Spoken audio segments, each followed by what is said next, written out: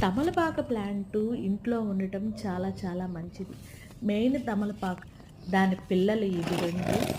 వీటిల్లో కూడా ఒక 10 దాకా మనకి ప్లాంట్స్ వస్తాయి. నేనేమనుకుంటున్నానంటే ఒక ఫ్రేమ్‌లా కట్టి ఈ తమలపాకుని ఎక్కిద్దామని అనుకుంటున్నాను. ఆల్రెడీ మన కాడ ఇంకొక హైబ్రిడ్‌ది ఉంది. మనం కిల్లీకి వాడతాము కదా! ఆ తమలపాకు సెపరేట్ జోన్‌లో ఉంది. దాన్ని దీంతో మిక్స్ చేయకూడదా అనుకుంటున్నాను. ఎందుకంటే డిస్టర్బ్ అవుతాయా?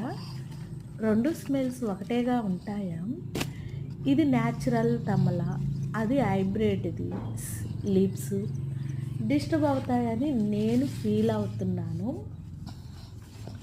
ఈరోజైతే ఈ తమలపాకు అన్నిటిని నేను ఒక మంచిగా ఒక రీల్ మీదకు పాకేయటానికి కుండీలు మనకి ఎప్పటికప్పటికి వేరే ప్లాంట్స్ చనిపోతుంటాయి కదా!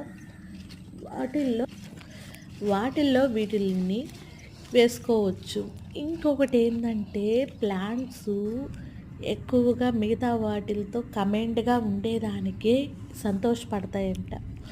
మనకి దీంట్లో అయితే కరివేపాకు కాదు, ఇది పచ్చిమిర్చి, ఆవాలు, మళ్ళీ తోటకూర సీడ్ ప్లాంట్ ఉంది.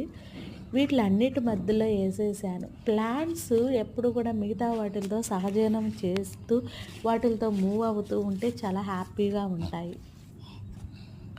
ఉట్టి సాయిల్ వేసి మనం వాటిని వరకే పెట్టేసామనుకో అవి అంత హ్యాపీగా ఉండవు. చూడు మిగతా ప్లాంట్స్తో ఎంత ముచ్చట్లు ఆడుతుందో బంగారు తల్లి. చాలామంది ప్లాంట్స్ని తాకనీయరు. ఎందుకంటే చెట్లు ఎవరి స్పర్శనంటే వాళ్ళ స్పర్శని తాకనివ్వు, రిజెక్ట్ చేస్తాయి. వాటికి హ్యాపీనెస్ ఇచ్చే వాళ్ళ చేతులు పడితే ఎంత హెల్తీగా ఉన్నాయో చూడండి. ప్రతి లీఫ్ ఎంత హెల్తీ ఉంది, హ్యాపీగా ఫీల్ అవుతాయి.